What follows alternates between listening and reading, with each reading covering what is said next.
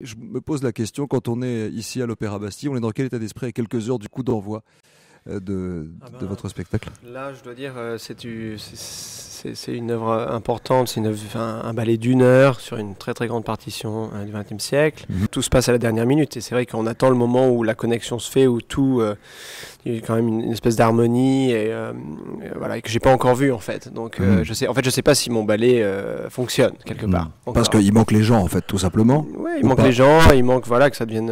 Il y a aussi un long moment de préparation, hein, c'est-à-dire en fait, on a un ballet qui fonctionne en studio, mais finalement les lumières au début, les costumes, tout ça, ça vient casser finalement tout ce qu'on a fait. Il faut arriver un petit peu il faut organiser les choses les unes avec les autres.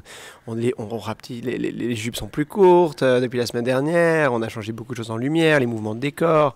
Il y a aussi ce qui se passe théâtralement par rapport à la musique, ce qui est important d'appuyer, de faire des tempos plus lents, tout ça. Enfin, il y a un travail de coordination 360, qui est énorme, en fait. qui est énorme surtout sur un ballet qui est d'une heure, qui est narratif.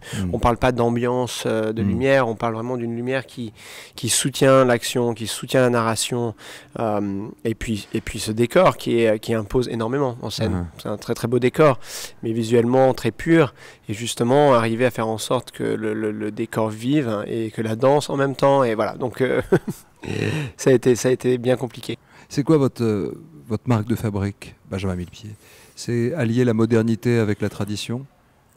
Ouais, en tout cas c'est ce que j'essaie de faire, c'est-à-dire que voilà, je suis finalement quelqu'un qui croit beaucoup à la tradition, au savoir-faire, au métier, celui de compositeur, celui de chorégraphe, celui de voilà, qu'il faut connaître tout ce qui est arrivé avant, l'assimiler pour ensuite présenter quelque chose de moderne en même temps qui a subi tout l'impact aussi du passé. Enfin voilà, je pense que c'est l'éducation est quelque chose d'extrêmement important, et c'est ce qui est drôle, c'est vrai que c'est parce que j'ai eu je pense une éducation en France à Lyon et familiale et tout ça, classique, qui quand même amené, qui a amené au moins à la curiosité. On avait, voilà, j'ai eu des professeurs, des choses, à l'époque qui peut-être des fois me semblaient inintéressantes et en fait qui m'ont quand même marqué dans la durée, auquel je suis revenu, que ce soit les arts visuels. Enfin voilà.